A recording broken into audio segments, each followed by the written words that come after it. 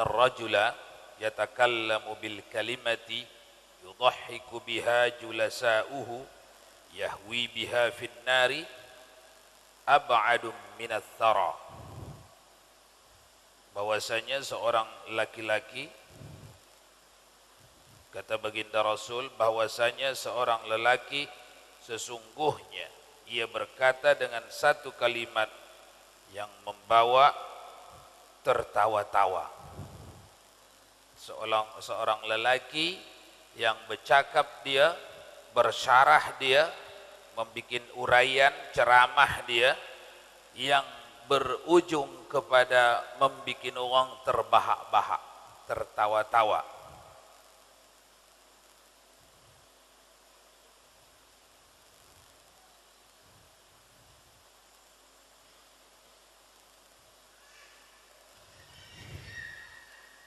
Tertawa-tawa dengan dia akan orang yang sama-sama duduk dengan dia itu. Niscaya dijatuhkan dengan dia ke dalam neraka terlebih jauh ke bawah daripada bumi yang ketujuh di bawah sekali. Maknanya neraka itu di bahagian bawah, yang paling bawah daripada lapisan-lapisan neraka adalah di bawah lapisan bumi yang ketujuh. Karena bumi ada 7 lapis. Neraka di bawah bumi. Nah, siksa orang ini, orang yang bersyarah, orang yang bawa cerita, apa itu namanya itu? Bawa cerita. Pembawa cerita, tukang dongeng, tukang dalang, tukang ceramah, yang semuanya ceritanya berujung kepada supaya orang gelak. Macam mana sedaya saya bikin supaya orang ni gelak. Lalu orang pun gelak, terbahak, terpingkal-pingkal, keluar air mata. Sebab kalau terbahak-bahak gelak dapat mengeluarkan air mata, bukan air mata sedih atau pilu, tapi air mata syaitan. Karena gelak-gelak itu innad-dhahhaka min sabili syaitan. Di tempat lain Rasulullah mengatakan gelak-gelak itu sebahagian daripada jalan syaitan. Di barat ada terapi gelak. Ada tak terapi gelak? Dipercaya gelak-gelak itu menyehatkan, dianggap dia semacam terapi, semacam olahraga lah begitu. Apa namanya? Katanya awet muda. Memanglah yang paling awet muda itu iblis. Karena iblis mula diturunkan ke dunia ni sampai menjelang kiamat nanti, mudanya segitu saja. Tak bertambah tua dia sampai mati. Itu iblis yang paling muda, yang paling awet. Gelak-gelak ini perbuatan yang menghilangkan kepekaan, mengingati nikmat Allah, mengingati akhirat. Itu gelak-gelak. Makanya dalam Islam amat dilarang gelak-gelak. Terbahak-bahak, terpingkal-pingkal, amat dilarang itu. Pekerjaan yang amat dicelai. Sehingga kalau ada pensyarah yang berusaha dia membuat audiensnya tergelak, itu amat dicela itu. Bahasa akhiratnya, nerakanya paling kerak, paling bawah. Itu hadis yang kita baca tadi.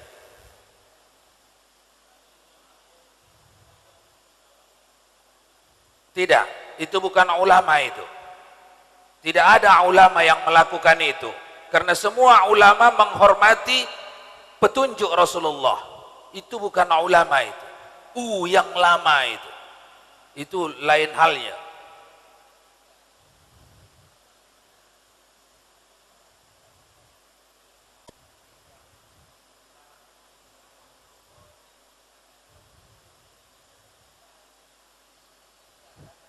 Ya kita tengoklah, kadang-kadang gelak itu bukan tujuan dia hendak menggelakkan orang. Memang alur kisah tu, kalaupun kisah memang membuat orang tergelak. Pertama, tidak tujuan dia menggelakkan orang. Ini pisahkan dulu ini. Jangan pula di majlis Rasulullah tak adakah gelak? Ada. Akting Rasulullah dalam berdakwah kepada umat tak adakah gelak? Ada. Pertama, niat orang yang mensyarah, berceramah tidak untuk bikin orang gelak. Satu. Yang kedua, kisah yang menyebabkan orang tergelak itu tidak dia tambah atau dia syiddah, dia apa namanya itu, dia sangatkan supaya orang gelak. Tidak. Kalau itu tidak dia buat, tidak dia tambah dan tidak dia kurangi supaya orang tergelak, tidak dia tambah supaya orang tergelak, tidak dia sangatkan supaya orang tergelak. Memang alur kisah tu macam itulah, lalu orang tergelak itu tidak termasuk majlis syaitan. Jadi majlis yang macam itu Rasulullah pun banyak terjadi. Atau bentuknya sedih. Rasulullah, di majlis Rasulullah ada sedih, ada gelak, ada kagum, sehingga tak seorang pun bercakap, tenganga semua. Ketika disebut Rasulullah, orang ni nanti matinya kafir ini. Mati kafir.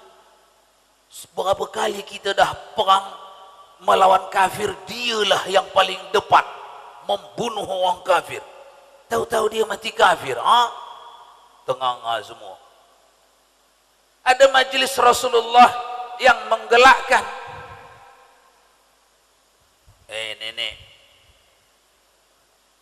Nenek macam awak ni tupet tak ada di surga. Orang bingung, sedih, tapi setelah dibagi tahu Nabi, orang gelak. Maksudnya awak sebelum masukkan ke surga telah dibaiki Allah wajah awak. Tak macam ini teruknya, tua, peot, tak. Orang gelak. Bukan maksudnya menggelakkan, memang macam tu keadaannya. Yang masuk dalam wilayah menggelakkan tidak dihimbau duduk di majlis itu, bahkan kalau berwenang berkuasa wajib menghentikannya atau mentiadakannya. Memang sengaja dia membangun sistem atau membangun kisah atau membuat cerita atau menambahi cerita yang ada atau menguranginya agar supaya menjadi lucu, menjadi orang gelak. Majlis yang itu apa sikap kita? Tengok keadaan lah, hukumnya aradhi. Kalau keadaannya memungkinkan untuk ditinggalkan majlis itu, tinggalkan. Kalau memungkinkan untuk dihalang majlis itu, dihalang. Kalau memungkinkan untuk hanya dapatnya dinasihati si tukang syarahnya, dinasihati. Aradhi. Tengok keadaan. Baik, kita lanjut. Al-afatu tsalitsah al-khawdu fil batin wa huwa al-kalamu minal ma'asi. Silakan Ustaz Haji Abdul Salam baca laju.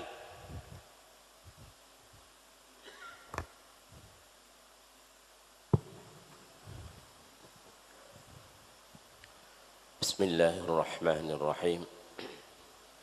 Al-afatus salisatu al-haudu fil batili wa huwal kalamu minal ma'asi. Artinya, bermula kebinasaan yang ketiga itu, yaitu masuk berkata-kata di dalam yang batil, dan yaitu berkata-kata di dalam perkataan yang maksiat, seperti menghikayatkan segala kelakuan perempuan yang helat, dan menghikayatkan kelakuan yang meminum arak, dan menghikayatkan segala tempat pekerjaan yang membawa kepada fasik. Dan kepada yang tersebut itu diisyaratkan oleh Allah Subhanahu wa taala padahal menghikayatkan perkataan orang yang di dalam neraka dengan firman-Nya, wa kunna nahudu ma'al khaidin minal khaidin, dan adalah kami masuk berkata-kata akan perkataan yang batil dan perkataan yang maksiat. Dan lagi sabda Nabi sallallahu alaihi wasallam, a'zamul khotoya yaumal qiyamati aksaruhum khawdan fil batili. Artinya, bermula yang terlebih besar dosa pada hari kiamat itu, yaitu orang yang membanyakkan masuk di dalam perkataan yang batil, yakni orang yang membanyakkan menghikayatkan perkataan yang maksiat. Dan kata Sulaiman radhiyallahu an, aksarun nasi zunuban yaumal qiyamati aksaruhum kalaman fi maksiatillahi ta'ala. Artinya, bermula orang yang terlebih banyak dosanya pada hari kiamat itu, yaitu orang yang membanyakkan berkata-kata dalam perkataan yang maksiat akan Allah Ta'ala. Dan kata Imam Al-Ghazali rahimallahu ta'ala di dalam Ihya Ulumuddin, wa yadkhulu fil khawdu fi hikayatil bid'ah wal mazahibil fasidati wa hikayati ma jara min qitalis sahabati ala wajhin yuhimu ta'na fi ba'dihim fakullu zimmika zammuka fakullu zammuka batilun wal khawdu fihi khawdun fil batili. Artinya, dan masuk pula di dalam perkataan yang batil itu, yaitu masuk di dalam berhikayat yang bid'ah dan menghikayatkan segala mazhab yang fasid dan menghikayatkan perkataan yang berlaku daripada kelakuan berperang sahabat Nabi sallallahu alaihi wasallam, setengahnya dengan setengahnya atas jalan yang membawa mencela akan setengah daripada mereka itu, maka sekalian yang demikian itu batil dan masuk berkata-kata di dalamnya itu, yaitu perkataan yang batil lagi haram. Baik, tuan-tuan, apa yang dah dibaca Ustaz Haji Abdul Salam mengisyaratkan kepada kita bahawa bab ini menceritakan cakap yang harus ditahan diri daripada. Apa itu? Mengungkit-ungkit masa lalu kita yang dosa dan maksiat. Jangan pernah dengan sukacita mencerita-ceritakan.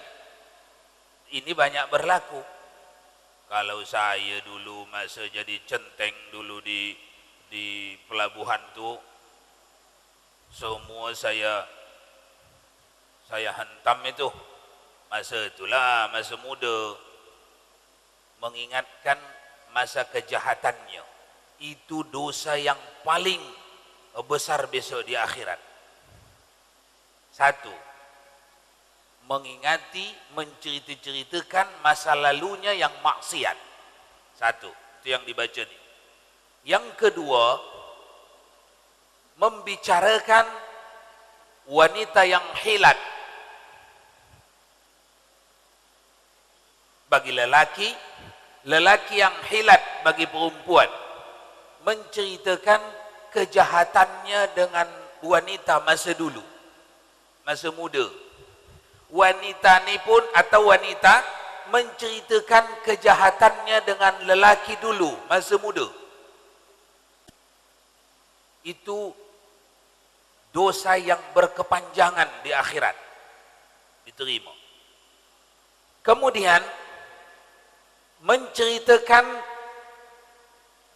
tindakan-tindakan yang bid'ah. Yang ketiga ini, yang bid'ah, yang memang oleh syariat disuruh tutup, jangan ceritakan, tapi diceritakannya dalam konteks yang tidak ada nilai didiknya, nilai pendidikannya, atau tidak ada manfaat yang hendak diambil. Contoh seperti peperangan sahabat. Di masa Ali bin Abi Thalib berperang sahabat, sesama sahabat. Satu pendukung Ali, satu pendukung Muawiyah, berperang Di sebelah sini banyak korban, di sebelah sini banyak korban. Sama-sama sahabat Nabi, sama-sama muslim, sama-sama ahlus sunnah wal jamaah. Sahabat-sahabat itu. Bagaimana sikap kita terhadap dua kubu yang berperang ini? Para ulama sudah ittifaq, kita mauquf. Ahlus sunnah wal jamaah mauquf. Tidak mencela sahabat yang di pihak sini, tidak juga mencela sahabat yang di pihak sini. Ini fitnah akidah. Umat Islam di kemudian hari diuji dengan mau ke tak mau diam saja, menunggu mahkamah Allah. Sebab ini sahabat Nabi, orang yang dipuji Nabi semasa hidup Nabi. Siapa berani menyalahkan orang yang dipuji Nabi semasa hidupnya? Ini pun sahabat Nabi, orang yang dipuji Nabi semasa hidupnya. Siapa yang mau menyalahkan orang yang sudah dipuji Nabi? Tidak ada yang mau. Ini tak boleh disalahkan, ini tak boleh disalahkan oleh orang yang hidup di kemudian hari kita ini. Jadi macam mana? Mauquf. Mauquf artinya dihentikan. Saya tak kata dia salah atau dia menang. Saya tak kata dia salah atau dia betul. Tidak. Saya hentikan masalah ni, saya menanti datangnya Qadhi Rabbul Jalil, mahkamah Allah. Itu i'tiqad ahlus sunnah wal jamaah yang sudah disepakati para ulama tentang perang sahabat, perang Siffin namanya. Nah, adapun orang yang masih mencerita-ceritakannya ini bukan di majelis ilmu yang hendak diambil manfaat, hendak ditetapkan akidah, hanya sekadar cerita-cerita saja. Islam pun teruk juga masa dulu. Kenapa? Itu sahabat sama sahabat perang-perang juga. Jadi biasalah kita pun perang-perang urat saraf hari ini. Perkataan ini perkataan bid'ah. Orang kita yang menjumpai hal ini seperti pertanyaan tadi. Apa yang dapat anda lakukan kepada perkataan ini? Hukumnya aradhi. Kalau anda penguasa, segera hentikan itu majelis. Kalau anda bukan penguasa, nasihati. Kalau bernasihat pun tak mampu, tinggalkan itu. Itu di golongan dosa yang berkepanjangan di akhirat. Membincangkan perbincangan bid'ah. Apa itu bid'ah? Sesuatu yang tak dianut, tak dimunculkan, tak ada di zaman Nabi, lalu diadakan. Apa itu yang tak ada itu? Menyalahkan sahabat yang sudah ditetapkan Nabi benar. Khairu qarnukum qarni, thumma yalunahum, thumma yalunahum, thumma yalunahum. Sebaik-baik Islam ni di zaman aku ada, kata Nabi. Selepas tu baik yang kedua di zaman sahabatku. Selepas tu baik yang ketiga di zaman tabi'in. Tahu-tahu di zaman sahabat terlibat perang para sahabat. Kita yang hidup di kemudian hari mauquf. Apa itu mauquf? Tidak membuat interpretasi baik atau salah, benar atau salah, tidak. Hentikan, menanti saat datangnya mahkamah Allah besok. Nah, ini contoh perbuatan bid'ah. Kalau masih dibahas-bahasnya itu orang tu pembuat bid'ah. Itu cakap yang harus dihentikan dengan segala variasi kemampuan menghentikan. Baik. Lanjutkan. Sebelum lanjut, apabila ada perbincangan yang nak dibincangkan, dipersilahkan. Belum ada.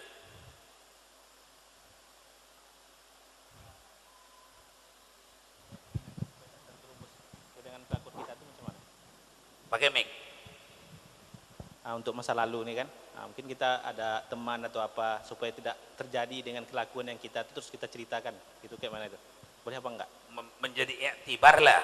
Iya. Kita ceritakan pada orang ni, pada jamaah ni atau pada keluarga ni supaya jangan berulang lagi. Ya silakan, ada manfaatnya. Tapi berusaha sesikit mungkin mengambil cerita itu. Bukan dengan membentang cerita tu yang tak perlu-perlunya pun dibentangi, tak. Ambillah sebatas yang mesti diambil, karena kalau tak ambil tak dapat dijadikan i'tibar, ambillah. Silakan. Memang ada iktibarnya. Allah pun banyak menceritakan cerita kemaksiatan hamba-hamba yang maksiat di Al-Quran karena memang ada iktibarnya. Seperti Ashabul Kahfi, mereka itu 7 orang menteri di zamannya yang lari daripada presiden mereka yang zalim. Mereka tidak mau bersekongkol dengan rajanya yang zalim, seperti Haman, seperti Fir'aun dan seterusnya. Mengambil iktibar dari perkara kejahatan penjahat, bukan memuji-muji ataupun mengagum-ngagumi sisi jahatnya sebuah kejahatan, bukan. Itu bid'ah itu. Baik.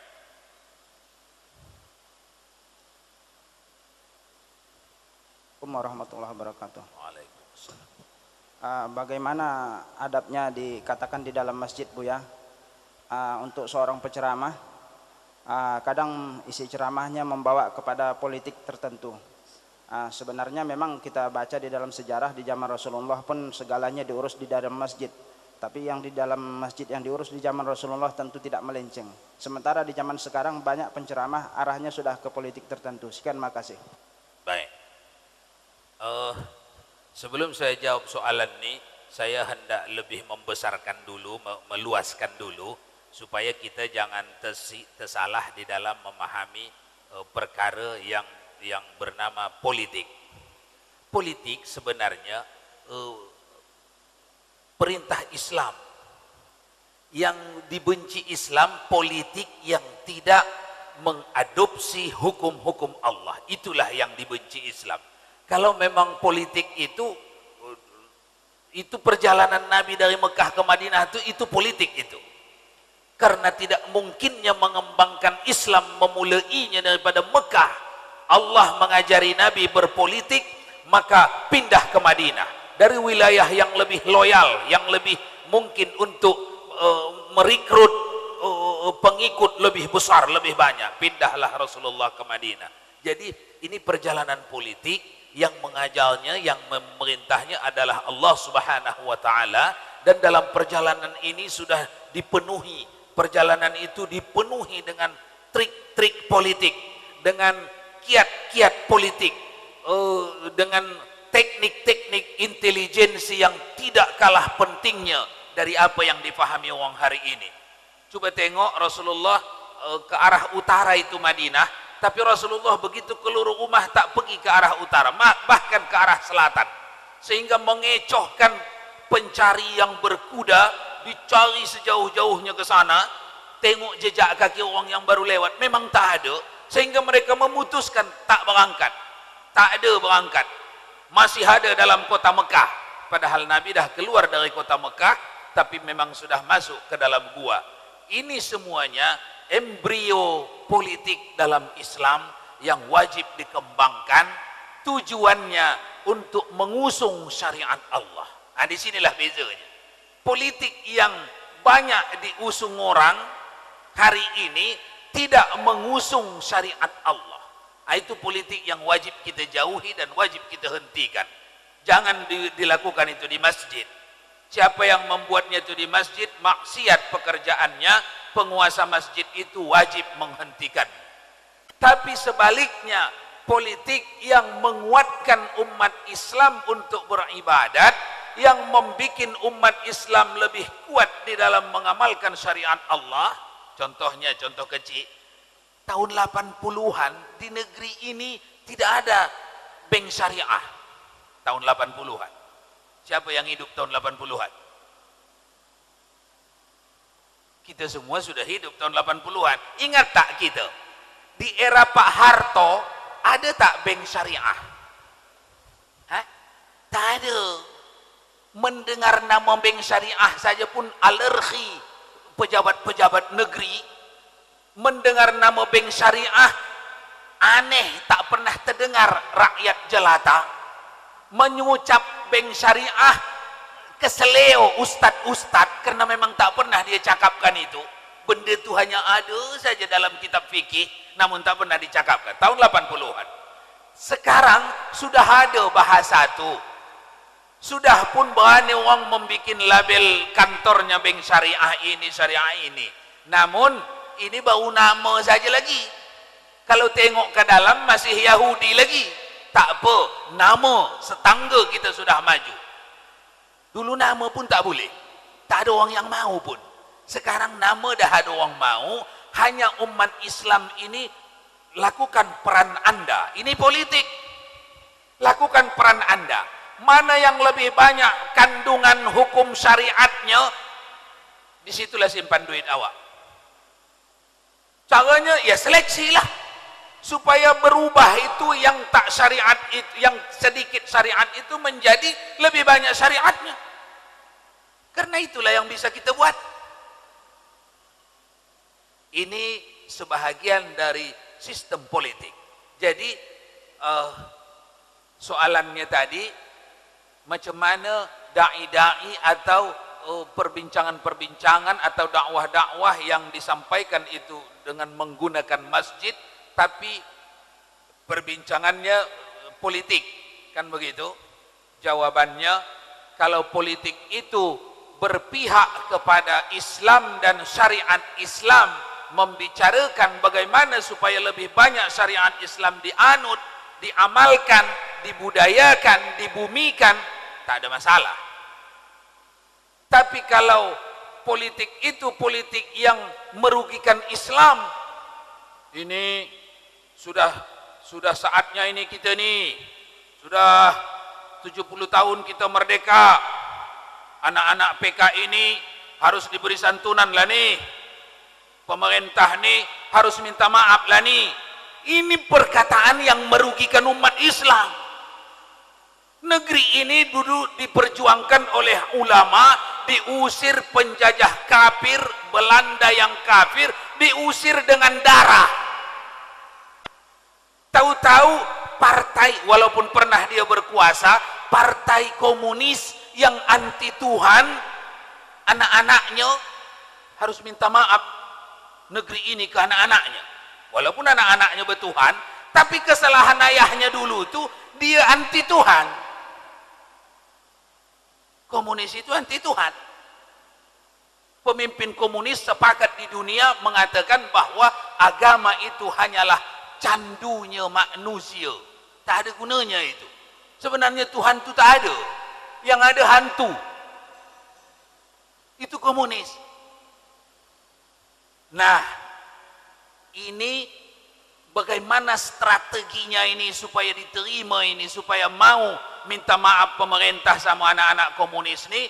Kalau itu yang dibicarakan, itu politik yang merugikan umat Islam. Itu segera wajib dihentikan. Segera wajib dihentikan. Tapi kalau sebaliknya, berkumpul umat Islam untuk menjaga, memelihara negeri ini, memasang telinga sebaik-baiknya di sudut kampung mana yang sudah lahir embrio, apa namanya itu, kelompok-kelompok yang ingin memunculkan kembali orang-orang ateis ini, orang-orang anti Tuhan nih, orang-orang yang tak sembahyang nih, Muslim dia tapi tak peduli dia dengan sembahyang, Islam KTP dia, sembahyang tak ada masalah. Ini wajib dibicarakan di masjid ini. Karena negeri ini dahulu ini milik atuk-atuk kita yang berjuang, yang mayoritas mereka memperjuangkan negeri ini untuk mengusir penjajah yang kafir. Makanya bisa diangkat kalimat jihad. Coba tonton film-film sejarah. Apa ucapan pendahulu kita dulu waktu mengusir penjajah dari negeri ini? Apa? Ada sekalipun haleluya? Ada? Tak ada. Dari Sabang sampai Merauke, kalau bukan kata-kata Allahu Akbar, tak mau orang bergerak. Itu sejarah. Nah, anak-anak cucunya yang hari ini teruskan itu di masjid. Itu namanya politik yang diasuh, dibesarkan di masjid. لا لك